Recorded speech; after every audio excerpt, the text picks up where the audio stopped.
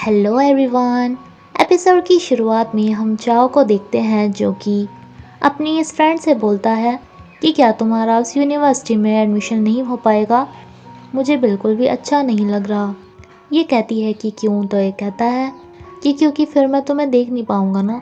जिस पे कहती है कि हम दोनों एक साथ ही तो हमेशा रहते हैं, तुम मुझे पूरे दिन तो देखते हो। दरअसल जो ये बंदा इससे इस तरीके से बात कर रहा है, ये इसका छोटा भाई है जो कि बचपन से ही काफ़ी चुप चुप सा रहता है, जिसे ये हमेशा ही प्रोटेक्ट करती हुई आई है। लेकिन जैसे ही अब बड़े हो गए हैं तब इसके बिहेवियर में काफ़ी चेंज आ चुका है। दरअसल ये रियल भाई बहन भी नहीं है। 3 साल पहले का सीन दिखाया जाता है जहाँ पे वूतोंग की मॉम से बहुत ज़्यादा डांट रही थी क्योंकि इसकी क्लास में 29th पोजीशन आई थी, जबकि क्लास में 88 बच्चे हैं। वूतोंग के पापा उसे अब भी अप्रिशिएट करते हैं कि कोई बात नहीं, कम से कम एक बंदा तो इससे अब भी पीछे है। जिस पे चाओ इन्हें बताता है कि वो पीछे इसलिए है क्योंकि उसने एग्ज़ाम ही नहीं दिया था। वूतोंग की मॉम चाओ को बहुत ज़्यादा पसंद करती है और ऐसे ही चाओ की मॉम वूतोंग को बहुत ज़्यादा पसंद करती है। चाओ के डैड इनके साथ नहीं रहते। चाओ वूतोंग को अपना लैपटॉप तक के हाथ लगाने नहीं देता। एंड तभी इसकी पड़ोसी लड़की आती है जो कि चाओ को बहुत ज़्यादा पसंद करती है। लेकिन ये लड़की यहाँ पे वूतोंग को देखकर बहुत ज़्यादा जेलस फील करती है कि तुम हमेशा इसके घर पे ही क्यों आई रहती हो। दरअसल ये लड़की वूतोंग की ही क्लासमेट होती है जो कि चाओ से कहती है कि हाँ, तुम्हें इसे एक गर्लफ्रेंड बनाना चाहिए, बिल्कुल तुम्हारी टाइप की है। लेकिन ये से कहता है कि शर्म करो, उसके भी तुमसे ज़्यादा नंबर आए हैं। जिस पे चिढ़के कहती है कि तुम्हें कैसे पता उसके मुझसे ज़्यादा नंबर आए हैं। जिस पे चाओ कहता है कि जब तुम लास्ट आई हो तो सबके तुमसे ज़्यादा ही नंबर आए होंगे ना। नेक्स्ट डे वूतोंग की फ्रेंड इसे बताती है कि हमारे एरिया में एक ऐसा गैंग आया हुआ है जो बच्चों से उनके पैसे छीन लेता है और लास्ट में कुछ खून की बूंदें और 3 पत्ते छोड़ के चले जाते हैं, जिससे सबको पता चले कि ये काम उन्हीं के गैंग ने किया है। ये अपने फ़ोन में अपने आइडल को देखकर खुश हो ही रही थी, तभी इसका टीचर इसका फ़ोन छीन लेता है क्योंकि क्लास के अंदर फ़ोन अलाउड नहीं थे। ये वूतोंग को बताती है कि आज मैं अपने फ़ोन से एक लड़की से बात करके अपने आइडल से के कॉन्सर्ट में जाने वाली थी, लेकिन अब नहीं जा पाऊँगी बिकॉज़ मेरा फ़ोन मेरे पास नहीं है। तो वूतोंग इसे अपना फ़ोन दे देती है।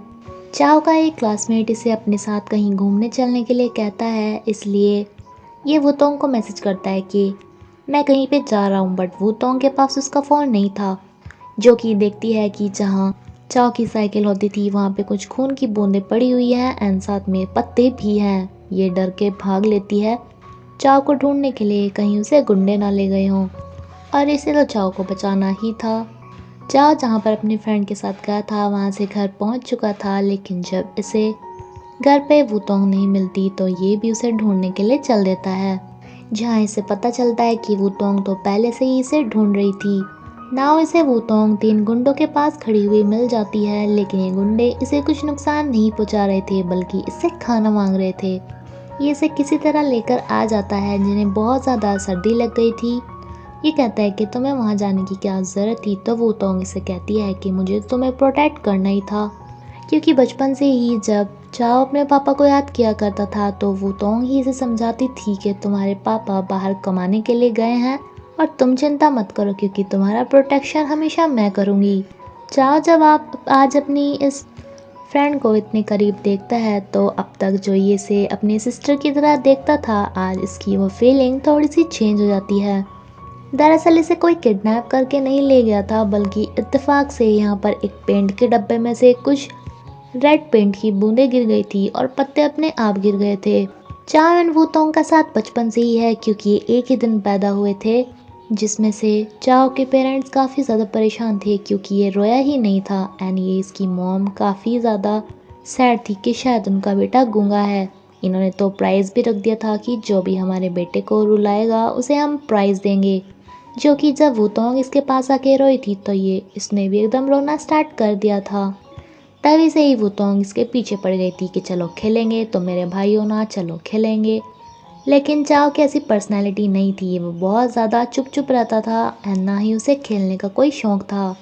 चाओ की ऐसे बच्चों से प्रोटेक्शन के लिए ही वूतोंग ने ताइक्वांडो भी सीखा था। इनकी क्लास में स्कूल में एक पॉपुलर बच्चा भी था जिसका नाम जिनयान है एंड ये चाओ को आके कहता है कि लास्ट टाइम हम दोनों ने एक कंपटीशन किया था जिसमें मेरी सेकंड पोजीशन आई थी, क्या तुम्हें याद है? लेकिन चाओ कहता है कि मैं पता नहीं कितने कंपटीशन करता हूँ, सबको याद थोड़ी ना रखूँगा एंड इसे इग्नोर कर देता है। एंड वूतोंग को कहता है कि तुम्हारी क्लास में सारे ऐसे ही नमूने हैं क्या? देन हम एक लड़की को देखते हैं जिसका चाओ के ऊपर बहुत बड़े वाला क्रश है एंड देन एक लड़के को देखते हैं जिसका इस लड़की के ऊपर क्रश है।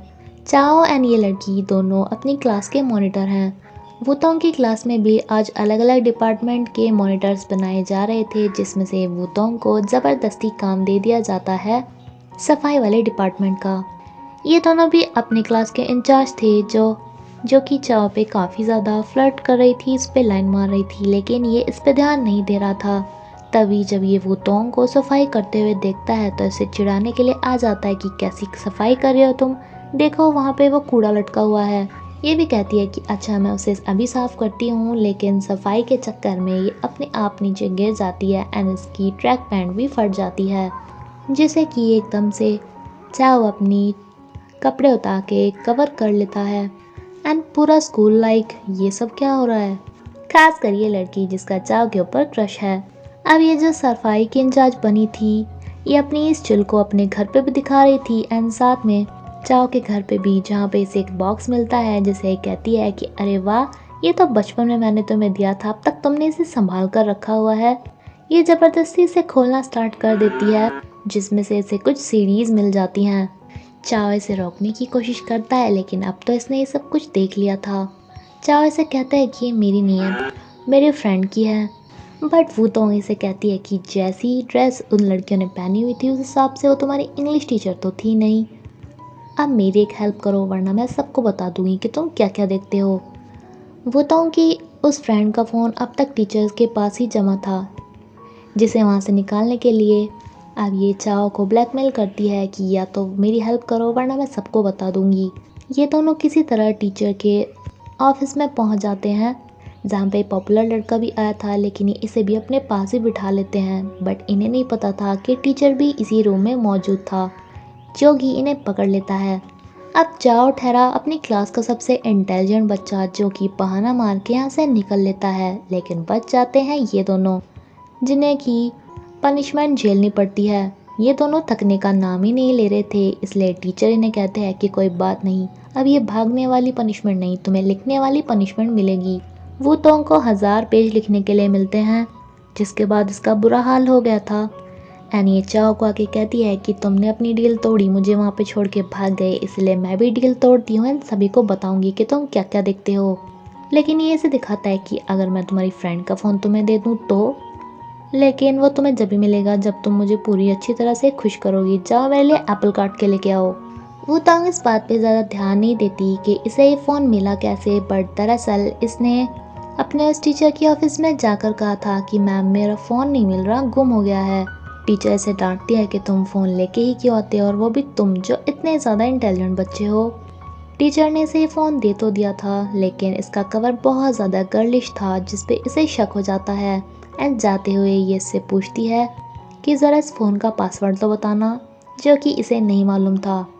टीचर को पता चल चुका था कि अपने फ्रेंड का फ़ोन ले जा रहा है, वो भी झूठ बोल के, इसलिए अब इसे सज़ा मिल रही थी 1000 पेजेस लिखने की। यानी किसी के साथ ही यह एपिसोड यहीं पर ही ख़त्म होता है। फ्रेंड्स प्लीज़ मुझे कमेंट करके बताना कि मुझे ये सीरीज़ आगे एक्सप्लेन करनी है या नहीं। एंड अगर आपको मेरी वीडियो अच्छी लगी तो प्लीज़ लाइक करना। Thank you.